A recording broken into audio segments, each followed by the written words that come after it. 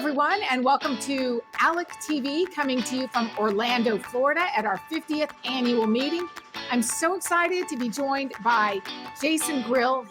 He is the Director of Government Relations, Government Affairs for righttostart.org.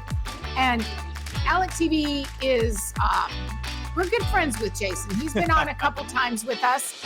Jason, last time I talked to you, you were working on getting a model policy to help small businesses and entrepreneurs sort of be able to unshackle themselves from all the government red tape and regulations. Yes. You said you got that passed. Yeah, so I can start there if you'd like. Yes. So last time I saw you was in, where were we at? November. DC, Washington, D.C., and we went through the process with ALEC, and we had a model policy that we drafted, and it was voted on, and it got through. Mm-hmm. And it's basically its whole point is to help entrepreneurs, help expand entrepreneurial opportunity, obviously reduce barriers to starting, and it got passed through ALEC. And so I had that model policy, and I kind of went all over the country this last year, and we shared it, and we modified it, we changed it, we handed it off to folks, and in any event, happy to report that we had a bill this year that actually made it through the whole process in the state of Nevada and was signed into law actually in July. So very exciting. Actually in June, but we had the ceremonial bill signing in July. So what are the key elements of Nevada's bill? So, well, first off, it creates an Office of Entrepreneurship within the Governor's Office of Economic Development. Entrepreneurs really have no connection to state government at this time. They don't know where to go. There's no one-stop shop. There is no place just for them. So that is there. It has 2 FTEs, so 2 full-time employees. Okay. One of them will do a lot of data tracking and metrics. Okay. So a lot of government tracking. So they'll have a state of entrepreneurship for the state. They'll be able to track what venture capital is happening, new startups, new businesses, all those things. They deliver that to the legislatures. They also have a encouragement of 5% of state contracts to go to businesses under 5 years old, which is exciting for young companies who can't break into the state government process.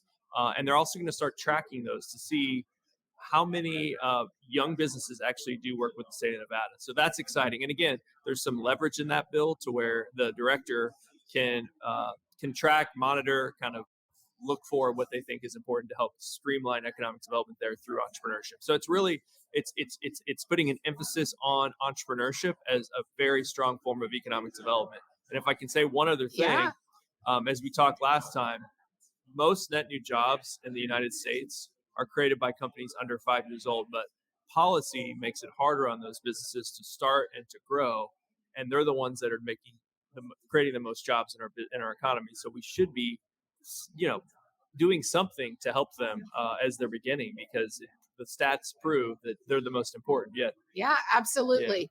Yeah. And so what other are the key elements in that Nevada bill? So it really, again, it's just, having a place for entrepreneurs to go within the Governor's Office of Economic Development. Okay. Really trying to figure out kind of what the state is doing well, what they can improve upon. And when the data is tracked and we have like a one-stop shop for all this data and all this information, then the governor's office or the policymakers can go back and say, oh my gosh, we're really bad at this. We're really good at this. We need to expand on this. We need to help entrepreneurs with this. We now know what their pain points are. So it's really exciting. And so this is really a starting point, it seems like, in Nevada. I hope so. Yeah. When you're talking about legislation or policy, you want to make it somewhat approachable, I guess, at the beginning. Right. And this bill has all the great recipes, and a lot of them are in the ALEC model policy, if not all of them. They've just been modified for that state. Gotcha.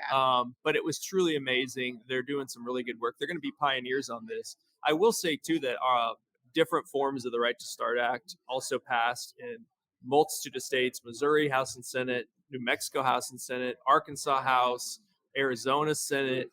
The list goes on, and they were different forms of this model. However, they weren't signed yet. Right. So, but they're moving. They're being discussed. Yes. Lawmakers, it's on their radar. There are votes, and they've passed overwhelmingly. Entrepreneurship and doing young company growth, I think, is a very bipartisan concept. And we're all about expanding entrepreneurial opportunity, making it easier for entrepreneurs to start and grow their businesses. You wouldn't believe the amount of policy problems that there are out there from the city, state, and federal level. Believe me, I would believe it. Right. Permitting. I mean, in some Yes, cities and states, it's like 60, 70 steps just to get a certain business. So yes, we should be encouraging yes, people to yes, chase their dreams and to yeah. grow their business and their communities, to increase the wealth of the community. It helps fight poverty. I mean, entrepreneur and startups are the key to the future of the economy. So we're very, very excited that the bill passed and signed in Nevada. You know, getting a signature is a big deal. Yeah. That was the first state that did it. I'm hoping there's, you know, many more. That's why I'm here, is to learn and to meet with more folks. And So we're very excited. what kind of reception are you getting from ALEC members here? Are they excited to bring this to their state? Whenever I talk to someone about these issues, it's usually a lot of head nodding. Yeah. It's just, you know, what's the next step? Yeah. And what fits their state. Right. But most states aren't doing much with entrepreneurs on the state level. Most states don't have an office of entrepreneurship. Most states don't have a one-stop shop for entrepreneurs to go to. They might have something dealing with small businesses, Right. but as I talked to you before, a small business can have 500 employees and be around for over 50 years. Right. We're talking about businesses that are, you know, frankly, 0 to 5 years old, sometimes under 10 years old, but those earlier, you know, businesses, Right. when they need it most, and they don't know, they don't have any relationship with state government, and we should be encouraging them and making it easier. And we're not talking about like transforming the whole system. Right. We're just talking about, could an economic development department take 5% of the funds they already have and use those to encourage and grow entrepreneurship in their state? Could a workforce development or training program take 5% of the funds they're already allocating and put those towards someone that comes to workforce training and says, I want to start my own business. I have a great idea.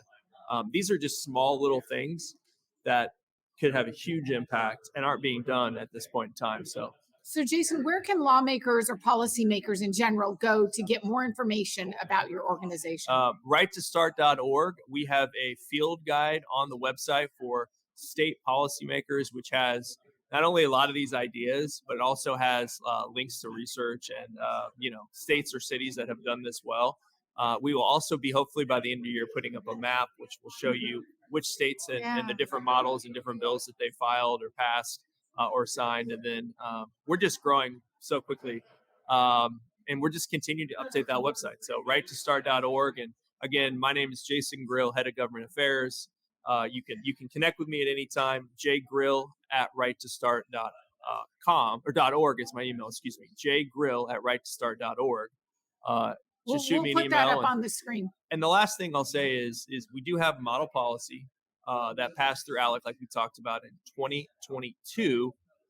Gretchen with the CIED task force and committee I'm a part of that. Yeah. And she's been connecting with folks that reach out to her about, you know, what can I do to help grow young companies? What can I help to make it easier, you know, for young businesses? Less permitting, less regulations, less burdens, less fees, less early fees. She has all that, and she can connect you to me, or she can send you the model policy. And she's been great. And so I've talked to some folks that she's introduced me to throughout the last year. So, well, we're just so glad to hear the progress you're making and the success you're having. So thanks for coming back to talk to us. This is my Jason. favorite part of the conference.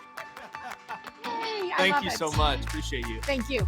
So thank you all for watching. We're coming to you from Orlando, Florida at the ALEC 50th annual meeting. We'll see you next time on another ALEC TV live stream.